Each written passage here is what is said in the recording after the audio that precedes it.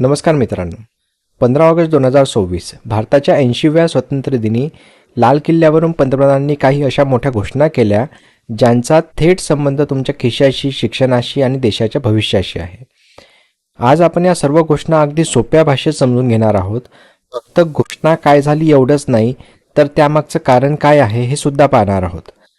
आपला प्रयत्न हा आहे की या चॅनलद्वारे सर्व करंट अफेअर्स जे आहे ते तुमच्यापर्यंत सोप्या भाषेत मी पोहोचवू शकेल. तुम्हाला जर हा व्हिडिओ आवडला तर या व्हिडिओला नक्की लाईक करा. पंतप्रधानांच्या भाषणातली पहिली आणि सगळ्यात मोठी घोषणा म्हणजे स्पर्धा परीक्षांची तयारी करणाऱ्या विद्यार्थ्यांसाठी सरकार मोफत ऑनलाईन कोचिंग सुरू करणार आहे. आजकाल शहरात जाऊन कोचिंग क्लासेस लावणे, तिथे राहणे, पुस्तके खरेदी करणे यावर वर्षाला लाखो रुपये खर्च होतात. मध्यमवर्गीय आणि गरीब कुटुंबासाठी हा खूप मोठा आर्थिक ताण असतो. अनेकदा फक्त पैशांच्या अभावामुळे हुशार मुले मागे पडतात. ही अडचण दूर करण्यासाठी सरकार आपल्या डिजिटल नेटवर्कचा आणि देशातल्या सर्वोत्तम शिक्षकांचा वापर करून ही मोफत व्यवस्था उभी करणार आहे. याचा सर्वाधिक फायदा ग्रामीण भागातील विद्यार्थ्यांना होईल, ज्यांना शहरात राहणे परवडत नाही. ही योजना नक्की कशी चालणार आणि कोणकोणत्या परीक्षांसाठी असणार याचे सविस्तर तपशील अजून यायचे आहेत. ते आले की मी तुम्हाला नक्की अपडेट देईल त्याच्याबद्दल. दुसरा महत्त्वाचा मुद्दा म्हणजे महिला आरक्षण. संसद आणि विधानसभेत महिलांना 33% जागा मिळाव्यात यासाठी पंतप्रधानांनी सर्व राजकीय पक्षांना एकत्र येण्याचे आवाहन केले आहे. हा विषय सोप्या भाषेत समजून घेऊया.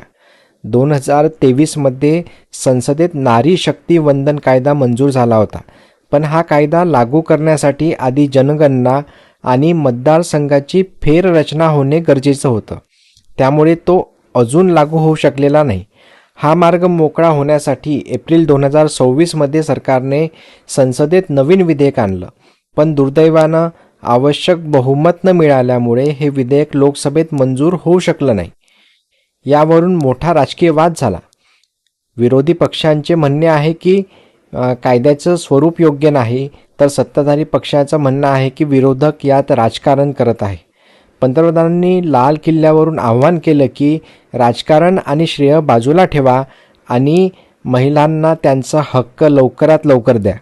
याशिवाय पंतप्रधानांच्या भाषणातल्या इतर 4 महत्त्वाच्या घोषणासुद्धा मी तुमच्यासोबत डिस्कस करणार आहे. 1 कोटी तरुणांना AI प्रशिक्षण देण्यात येणार आहे. येत्या 1 वर्षात 1 कोटी तरुणांना कृत्रिम बुद्धिमत्ता म्हणजे AIचं मोफत प्रशिक्षण दिले जाईल. दुसरी घोषणा, देशाच्या आर्थिक आणि तांत्रिक विकासासाठी 7 मुद्द्यांचा एक विशेष आराखडा मांडण्यात आला आहे. तिसरी घोषणा, 5 ते 15 वयोगटातील मुलांसाठी खेळाची आवड ओळखण्यासाठी देशभर मोहीम राबवली जाईल. आणि चौथी जी घोषणा आहे, संकट काळात नागरिकांच्या संरक्षणासाठी स्वयंसेवकांना आधुनिक प्रशिक्षण देऊन एक नवीन नेटवर्क तयार केलं जाईल. मित्रांनो, या सर्व घोषणा ऐकायला खूप चांगल्या आहेत, पण कोणत्याही योजनेचं खरं यश ती कागदावरून प्रत्यक्षात जमिनीवर कशी उतरते याच्यावर अवलंबून असते. तुम्हाला यातली कोणती घोषणा सर्वात जास्त महत्त्वाची वाटली कमेंटमध्ये नक्की सांगा. व्हिडिओ आवडला असेल तर लाईक करा, मित्रांसोबत शेअर करा, चॅनलला सबस्क्राईब करायला विसरू नका. भेटूया पुढच्या व्हिडिओमध्ये.